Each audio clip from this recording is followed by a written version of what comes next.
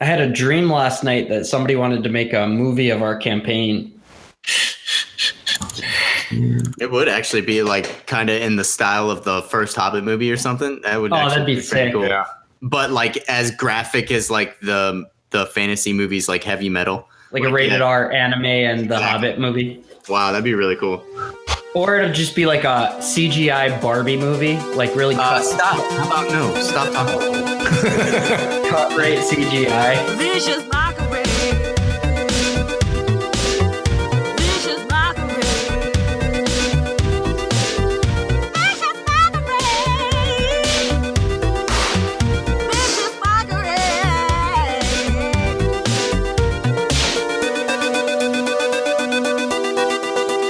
Vicious mockery.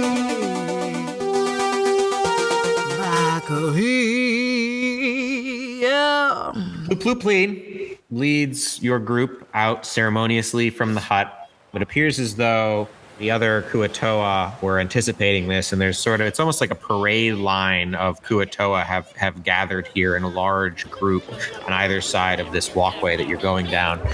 You really feel like you're walking to your deaths here, and it leads right to the Deep Father Shrine. And standing at the shrine is another Kuatoa dressed just as fancily as Plupleen is. You can only assume this is his daughter, Blop Blip Blod. Wow. Blop. Bloop and Blop. As you approach, she starts making this grand speech in their bubbly language that you can't understand. She's going on and on and on and on as you get closer and closer and closer, and eventually Plupleen directs you to stop as he's directly facing her. She finishes her speech.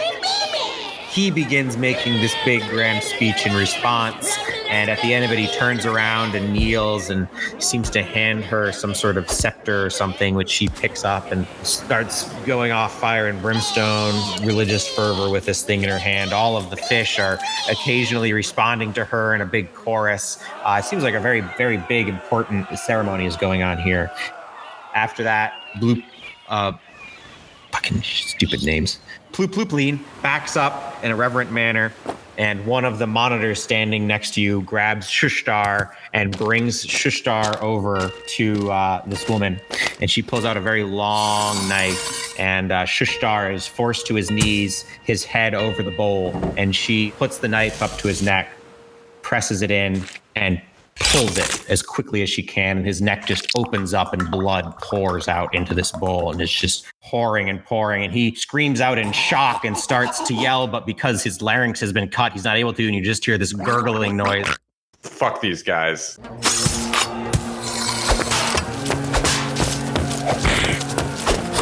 He slashes at this first dude right in front of him.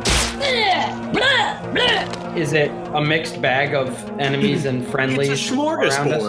smorgasbord. There is no way to tell which side anyone is on in this thing. Like, these people all look the same to you. Except for the two archpriests, That's which you racist. can tell which is which. All right, Bobito, Stool, you gotta stay close. Get into the middle of the formation, quick.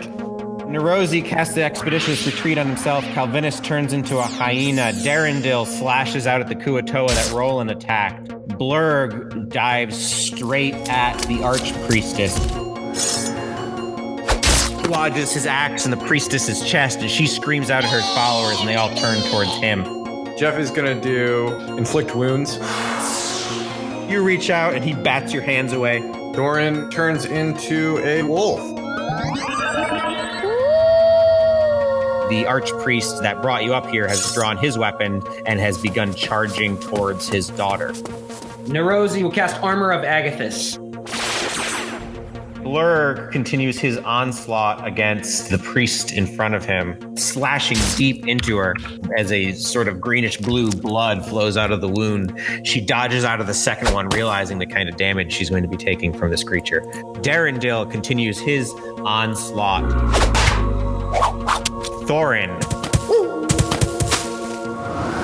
leaps on top of him and begins tearing out his neck as the creature is prone on the ground. Nice.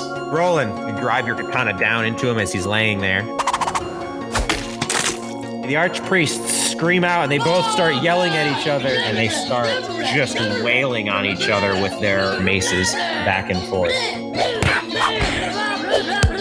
You're not even bothering to cast spells. This seems to be purely rage-filled encounter. Plupleen manages to strike 2 decent blows, putting a big crack in her head as blood is dripping down over her eyes. Stool says, please, let's get out of here. And Pupito says, I am agreeing with Stool. Jeff is going to attack the bad priest. So you blast this creature with your bolt, and she blasts backwards, a big searing hole put in her side as she begins to glow with an inner glow that makes her easier to attack. She is bleeding heavily and struggling to stay on her feet. The other Kuatoa all start to crowd in. Some of them begin attacking you. The rest are just attacking each other, and it is turned into this giant brawl. The whips and the monitors get in on it, and there is just this huge brawl of Kuatoa clawing at each other. This fight has become knockdown, drag out, brother versus brother, sister dogs fighting with cats. It's awful. They're using their bare hands to tear eyeballs out. You see one person is being tugged by 2 other Kuatoa until one of his arms gets torn off. It is a horrendous sight to behold as these creatures just turn utterly barbaric and start tearing each other to pieces with their bare hands. Mostly because they don't really use weapons, but even those that do use them briefly and then toss them down and just start going at it. They're eating each other. It's fucking gross. But some of them do focus on you guys. Roland, 3 Kuatoa close in on you. Yeah, man. And they all attack. Oh my god. 2 of them miss. The last one hits with a 19, sticking his spear into your side, dealing 7 piercing damage. Jeez. The Kuatoa whip turns his staff on Darendil. The rest of the Kuatoa are just going crazy, attacking each other. Calvinus will move in front of Jeff and attack the priestess. Calvinus rushes up and snaps at the air. Nerozi puts out his hand. He says, poison. Shoots out a puff of poison at her face. She inhales deeply as she's fighting and starts coughing and hacking and throwing up, and you see like blood form around her gums, and she's not happy. Nerozi says, this girl is poison. And Blurg says, I'm gonna kill you, bitch! Whoa. I love Blurg. Down with the axe between her head and splits the back of her skull, and she's driven to her knees, and he raises it back up again and brings it right back down in the same spot as her skull splits in 2, and she falls backwards, her split head actually landing in that bowl of congealed blood, spilling it as it pours out around her body, and the blood from her head pours around her body as well. Plupleen, when this happens, raises up his scepter in the air and shouts out, as not all of them, but a large portion of the other Kuatoa all sort of respond in a similar fashion. As soon as that happens, however, one of the whips cracks Plupleen in the back of the head with a big rock, and Plupleen is driven to his knees, and that whip starts screaming the way Plupleen does. It appears as though this battle is not finished, and Plupleen's prediction that if he killed the other archpriestess, they would all follow him was actually wrong. And now chaos seems to be breaking out, as not only are the fish attacking the other factions, but they seem to be infighting amongst themselves, and it appears as though complete and utter chaos has broken out in this town.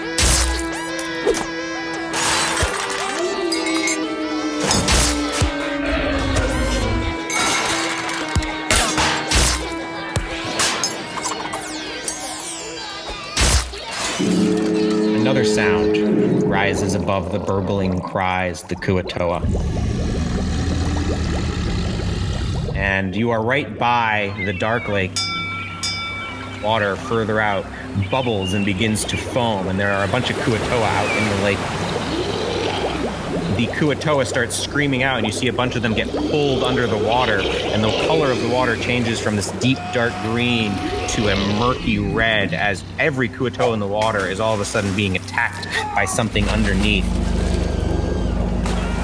And as the water bubbles and foams, bursting out from below, a thick, oily tentacle arises. This tentacle is the size of an enormous tree trunk. Its followed by another, and then two monstrous heads break through the surface, one resembling a hideous, angry baboon, and the other resembles your former compatriot, Nyx. And Nyx's head is turned to look directly at all of you. They're both attached to a single torso, and this creature's red eyes burn with bloodlust and madness. It's rising from the dark lake, and as it finishes rising up, it stands at least 30 feet tall or more, with water cascading down its back and shoulders. Upon reaching its full height, it throws back its head and roars.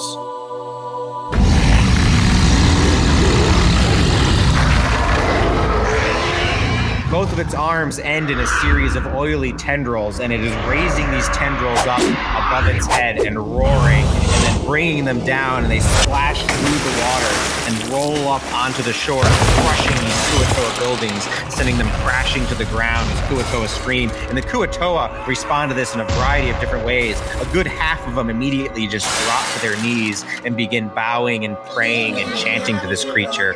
Another third seem to be running and fleeing for their lives, while the rest just stand there dazed, unable to do anything. You yourselves find the presence of this creature overbearing and almost impossible to deal with. But aside from Thorin, you all manage to maintain your facilities well enough to at least continue acting in some way. None of the Kuatoa seem to be interested in fighting you anymore. Everybody run. We got to escape the cavity monster. Protect your teeth. Roland, get us to a boat. All right, Get yeah, into the let's lake book it. around it. Calvinus is just cracking up. Full retreat, double speed, so I can move 60. Roland indicates everyone to follow him, then rushes over there. Jeff starts following Roland, says, "Move out, you adorable candy people." Calvinus sees Thorin not moving and like convulsing. So he runs up and maybe like nudges at him, but notices he's not moving. So he just grabs like the back of his neck and starts dragging him. Nice. And he's laughing the whole time. He's just like, It's fucking That's a really horrifying. good hyena. Crazy laugh.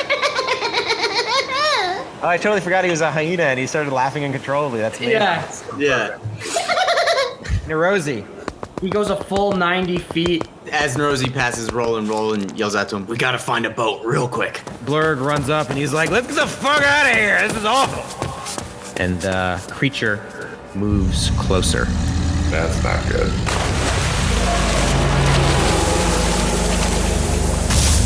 He breaches the shore screaming as his huge arms curl down onto the ground, slapping over the top of Darendil, Calvinus, and Thorin.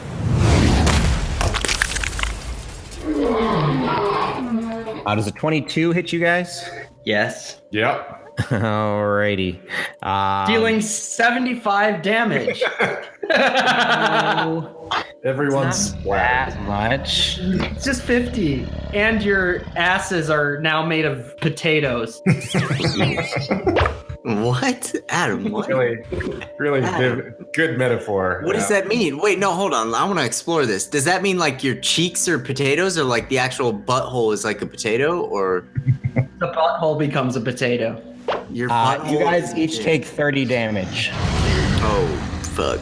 Thorin actually survives that. He had 37 as a direwolf. He's still a wolf. All right, Calvinus. Darendil takes a huge brunt of the damage as the tentacle comes down over the top of his head, and he stands back up, but just barely, and then it lands again. Nice. Same tree. 25 is going to hit you, right? Yeah. You know that, you fucker. Know that. It was a 30 hit y'all. Come on. The speed on that thing must be insane. So a line from him reaching out about 40 feet. So all the Kuatoa between you and him are being crushed. You all take 36 more damage. Shit. Thorin reverted back to his normal dwarf form and is now unconscious. And with Calvinus. Calvinus is now back to being a fireball, and he is unconscious. Darendil is the same. Roland, you see this tentacle has come down and crushed 3 of your teammates. Yeah, he's just gonna keep looking for a boat. He's gonna keep moving. All right. That was what Jeff told him to do, so he's on mission. Still full sprint, so I'm moving to the docks. You see some boats over here that have not been destroyed by this creature's lashing tentacles, and there's actually a decent-sized one that could definitely hold your entire party. Bupido and Stool continue running in your direction. Jeff, you see that your 3 friends here have all gone down, all right next to you. What are you going to do? Oh no, the cavities are spreading. Spare the dying on Darendil. He moves up to Calvinus and does cure wounds, and he maximizes cure wounds. So Calvinus just gets 12 hit points back. Nice. He tries to drag Darendil. He chooses Darendil over Thorin. And he shouts to Orog, go help the downed dwarf if you can. No Got man it. left behind. I'll get him. Calvinus, you have hit points. Your eyes open up. You see Thorin unconscious next to you, bleeding heavily. This creature bearing down on you still. What are you going to do? Cures wounds on Thorin, and then he transforms back into a hyena. It's just like. Okay, so he bites the back of Thorin's shirt and moves like 12 and a half feet. Nerosi? Nerosi's like, get to the fucking boat! And he runs 90 feet over to the monster. You motherfucker, come get me! Blurg's like, what are you doing, you asshole? He rushes back to help Nerosi. Blurg, just get to the boat. Leave him behind. He's committed, and he attacks the creature. He slashes out.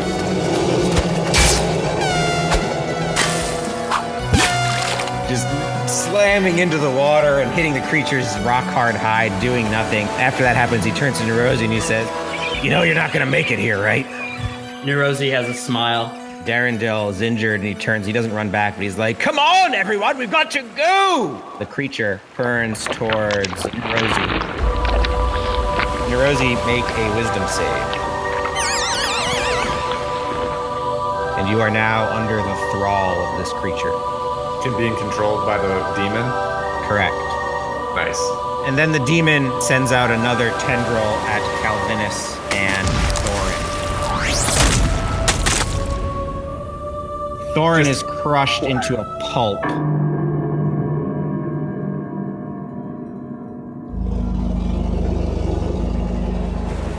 How's Calvinus doing? You said it was 26 damage. Uh-huh. The giant hyena is still alive, and he sees Thorin die, and he just pauses for a second. And, oh, check. Hello? Yeah, we can hear you. I think we Might have- lost Max. I think we lost Max. Oh, man. Yeah, it's getting really good, huh? Oh, this is crazy. Yeah. This is crazy. Holy shit. Anyway, how about them Dodgers? Duh.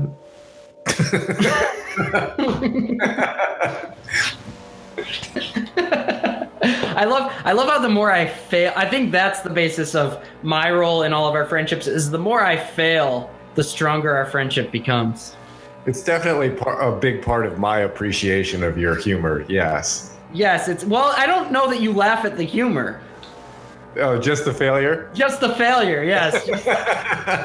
You laugh at the failure of the attempt, or, you know. You might be right. Back. Sweet. Okay. You were in the middle of killing us? I was in the middle of murdering you mercilessly. Yes. Where's Calvinus at again? Okay, so Calvinus looks down as he sees. So how does Thorin die when the tendril hits him? He's literally turned into a red smear on the ground. Calvinus looks for a second and pauses, and then just. He just thinks it's the funniest thing he's ever seen. Roland. So yeah, you see this boat. The Kuatoa that are by it are all worshiping this creature. So they don't. I don't think they're going to give two shits about what you do. Get in the boat and get ready to go. As my character standing here in this game, I cannot see them. Like You cannot. Nope. So I turn around and I don't see anybody. I'm gonna go run and pick up Stool and then bring him to the boat. Come on, little buddy. You snag Stool, bring him back to the boat. Bupido hops in the boat himself. Okay, we are ready to go. Let's go. No, we gotta go back for the others. Hold on here. Wait, don't go anywhere, Bupito. And Bupito keeps just glancing over at the creature. He's trying really hard to act like he doesn't care and everything's okay, but you can tell even Bupito is scared of this thing. Jeff, Darendil unconscious, dragging him away. Cure wounds on Darendil, so he comes back with 12. Kind of gives a last look at the paste that used to be Thorin. Mutters something under his breath that nobody else really catches, but it sounds like that looks like delicious strawberry jam. Oh, no. The cabin creature would leave behind strawberry jam. Oh. Just a full move 30 feet towards the boats. Calvinus, Still as a giant hyena, he runs up behind Nerozi. And he starts barking at Nerozi. Nerozi, make another wisdom save.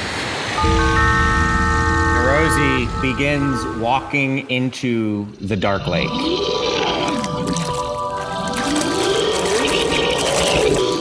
And Nerozi, you find yourself in a small black room. And in that room, you're sitting in a chair. And opposite you, in another chair, is Jim Jar. And he looks at you and he says, well, you got yourself in a pretty fine predicament here. Is it you or is it your friend? I'll give you the choice. Nerozi looks at him and says, we already paid for the picture, so you might as well kill me. And Jim Jar says, all right, I'll help your friend instead. Been nice knowing you. Nerozi continues walking into the dark lake.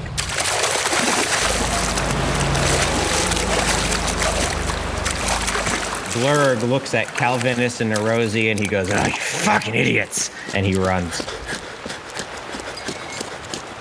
The Nyx part of the head looks up at Calvinus and says, I'll accept this as payment in blood for your failures earlier. You may leave. Nerozi just turns back to Calvinus knowingly and says, make sure you kill Vizerin for me, okay? And then Calvinus is just like, he runs after Nerozi, teary-eyed but laughing. And Nerozi continues wandering into the dark lake, and as Calvinus follows him, you notice that there are a lot of stingray-looking creatures swarming this dark lake, eating anything that enters. So if you enter, you're probably going to be eaten by these creatures. They are not eating Nerozi. You can see them churning in the water and eating everything, and as Nerozi enters, the churning parts for where he moves through, but it closes back behind him. You're pretty confident it won't do that for you. Nerozi puts up his hand to like show Calvinus not to come in. Okay. And Calvinus just stands at the shore, kind of teary-eyed, but like tears of laughter. Just. You're also pretty confident if you spend much more time here, you're probably going to be killed by this creature as well, no matter what Nick said. Ah, fucking shit. Fine, Calvinus runs. So Calvinus finally realizes there's nothing he can do for his friend and books it to the boat. When he gets there, everyone else has arrived as well. Roland's like, what the fuck? Where's everybody else? Jeff, where are the others? Where's Thorin? Where's Nerozi? Nerozi I don't know about, but Thorin's not coming. What? What? Fuck. Let's get in the boat. You shove off into the dark lake, leaving the town behind you. You hear the screams and anguished cries of the Kuatoa getting quieter as you drift off into the dark lake and the cacophony of the town being crushed and destroyed by this enormous demon fading into the background as well. Your boat, as you originally push out, is buffeted on the sides by whatever these stingray type creatures are under the water, but they aren't actually interested in or able to eat through your boat. So you just rock a little bit, and eventually you get out of their range as well, and you drift off into the dark lake.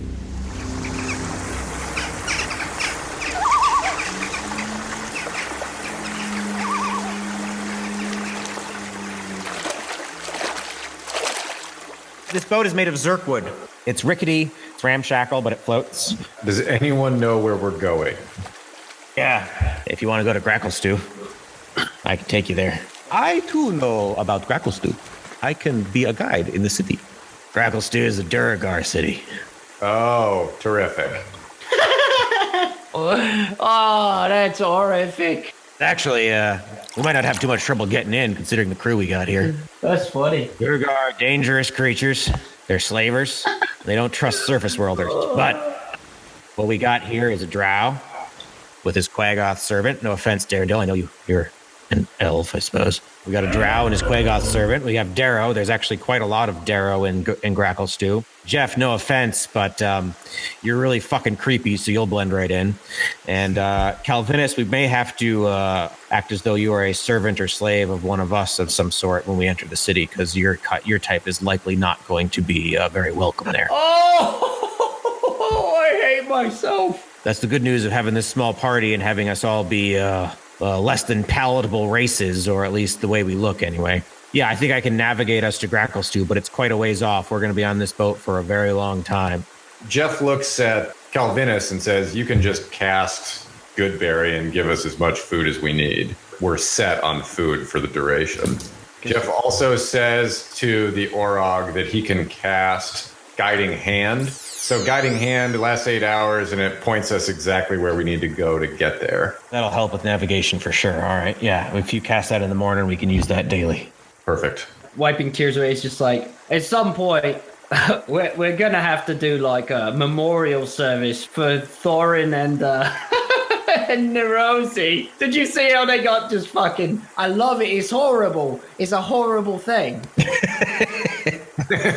Jeff actually agrees with Calvinus and, like, I don't know, sets up some kind of ritual or some memorial kind of thing.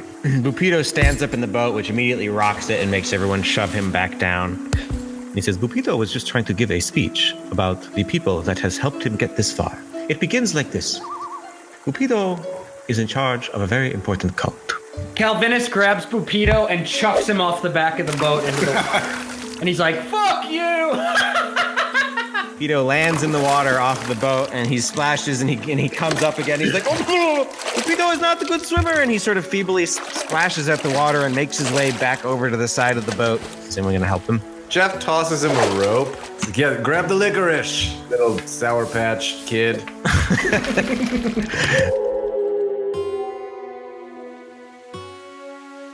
I don't know exactly what he says. Something not exactly compassionate.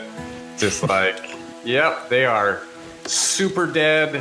Sometimes, you know, the god of undeath that I follow will bring people back to continue fulfilling his wishes in the mortal realm. That's definitely not the case for Thorin, because he is just a thin paste on the shore of that shitty village we just left. So he's super dead. Nerosi, I don't really know what happened there, but he's definitely dead too. The end. In your mind, Stool speaks, and he says, Thorin was the first friend I had. I'm going to miss having a good friend like that. Nerosi was really cool. And it's kind of scary that someone so cool could just be taken over like that. I don't like that. A lot of people have died. I just want to go home. Calvinus takes out the joint and lights it up, and he takes a deep drag on it, and he says, Thorin and I never got a chance to smoke this joint. He passes it over to Jeff. But Thorin was a good friend, and I liked him, but then he got fucking smashed. And Nerosi, you know, I don't know. Nerosi kind of, he sacrificed himself or was trying to or something, and they're dead. They're all dead. Thorin and Nerosi were both, well, they were both needed in this party, and they helped me to get out of here and helped all of us to survive. They'll be sorely missed. Jeff takes a drag on the joint and just says, to our lost comrades, and passes it. Darendil takes the joint in between his little claws, and he's like, you know, these are actually useful as roach clips. I did not realize that. And he takes drags on it, passes it over to Blurg. Blurg's like, what is this exactly? It's stinky fresh. Just try it. We don't have stuff like that down here. And he pulls on it and hands it over to Roland. And he's like,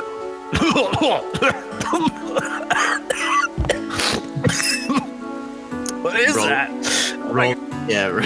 Roland takes it and then just passes it and says, I need to keep my wits about me. Like, wait, wits? Oh. Yeah. I might need to take a nap, I think. And he immediately passes out. He clearly can't handle lightweight, wait.